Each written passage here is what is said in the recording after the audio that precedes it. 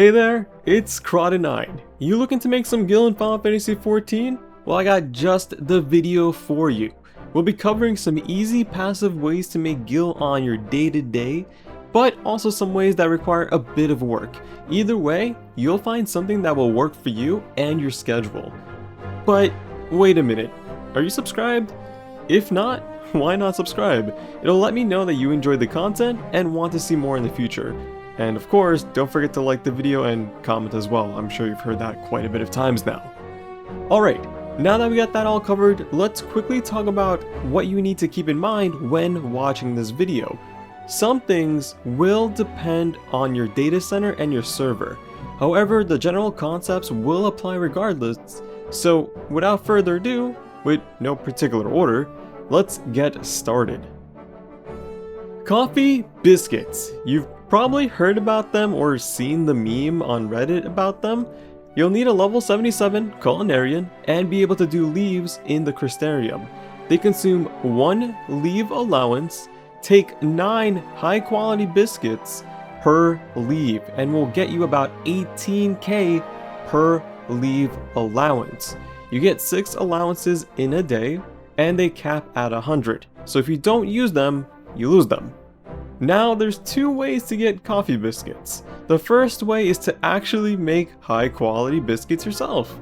You'll need coffee beans and upland wheat to make upland wheat flour. Both of these items are found in Calusia, and as well as garden beets, which make garden beet sugar found in Ilmeg, along with 7 fire and water crystals. You need to be able to craft high quality ones or this won't be too ideal gil wise. This method is incredibly time consuming, but you'll walk away with close to 2 million gil in your pocket every 2-ish weeks if you let those leaves stack. The second method, if you're short on time, can't craft high quality, or let's be honest, don't feel like losing a majority of your day crafting, is to simply buy the high quality biscuits on the market board as long as it's 1000 gil or less per high quality biscuit. That would be perfectly fine. You'll still walk away with close to 1 million gil in your pocket for just doing the leaves. But you also get your money back from what you spent, so don't worry on that part. Oh, and did I mention if you plan to do all 100 leave allowances at once, you need 900 high quality biscuits? Yeah, 900. Gil never tasted so caffeinated before.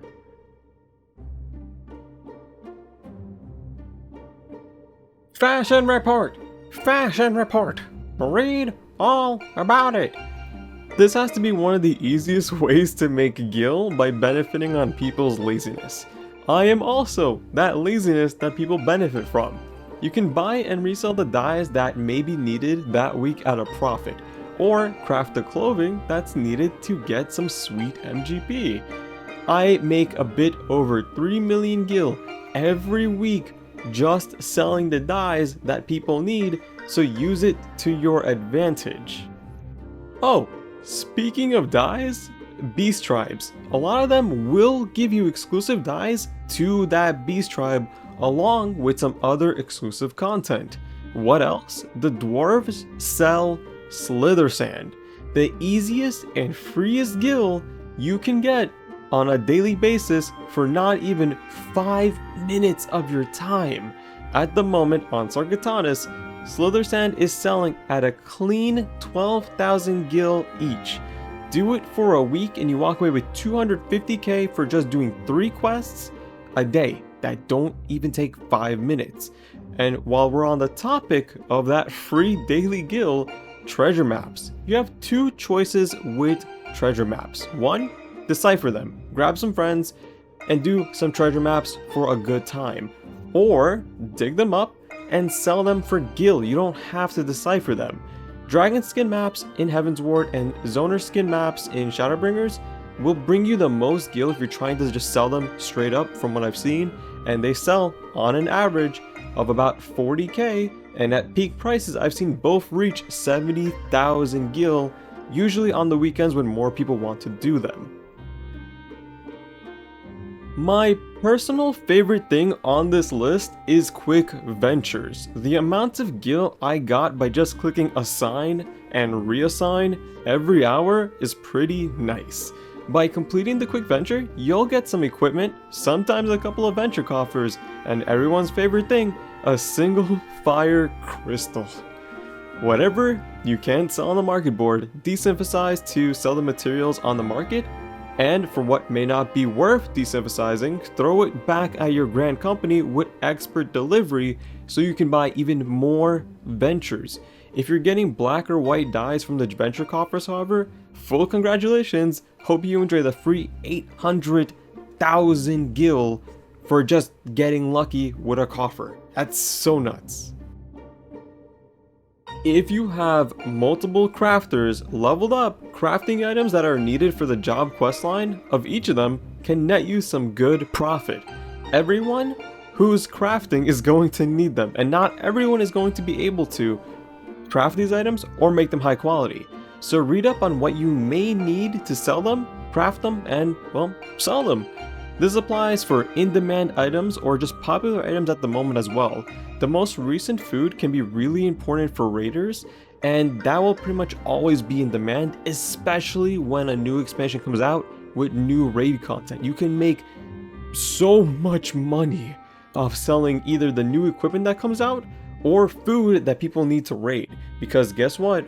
A lot of people need it and they're willing to spend more gil to get them because they're going to need large quantities for progressing in the raid. If you're capping your tomestones actively, check to see what the merchants in Mordona, Idleshire, Ralger's Reach, and Yulmore sell. Some of these items can be sold for a decent profit for something you're getting by just playing the game. Just make sure it can be sold on the market board and check to see what the price of a few of them are to make sure they're actively selling and you walk away with the most gil. Speaking of other passive income by just playing the game, being the adventurer in need for roulettes is another option. This may not always apply to you since you might be leveling something like a dragoon, but the needed class right now is a healer or a tank majority of the time, and if you're leveling them up, well, you're getting gil for just doing the dungeon. And hey, it's free gil. Who doesn't want free gil for just playing the game? PvP can net you some free gil, but it's not going to make you as much gil as some other options on this list. But I hear you say, I have a bunch of wool marks, whatever shall I do with them? Well, glamour prisms. They're always going to be bought no matter what the circumstances are and have price spikes on and off.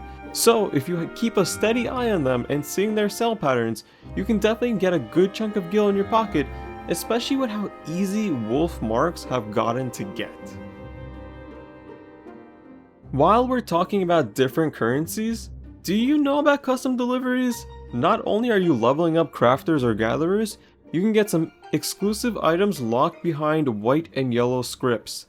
There is nothing specific to really note similar to tomes, it's just what's needed that week, and because you'll be doing them more than likely to get better free gear or to get your custom deliveries leveled up, you can see what's selling, exchange the currency for the items, and walk away with free gil. So just make sure you keep an eye on what those NPCs sell for those scripts and what is selling on the market board in your server.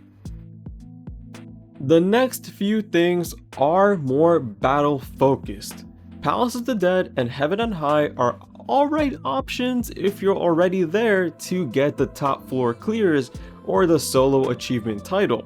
However, going in here strictly to make gil isn't the best idea, because the mounts don't have a guaranteed drop rate.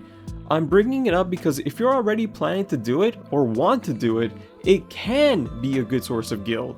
However, you're banking on randomized chests, but if you ever get that sweet Knight Pegasus, you're walking away with a clean 15 million in your pocket.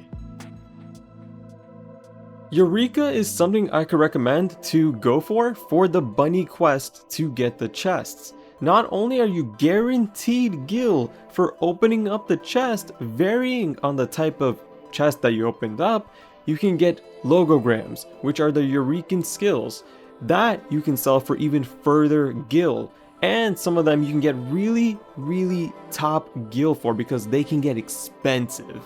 If you stumble upon a gold chest with a mount, congratulations, that's an additional 7 mil on top of everything you just made from the logograms and opening up the chests.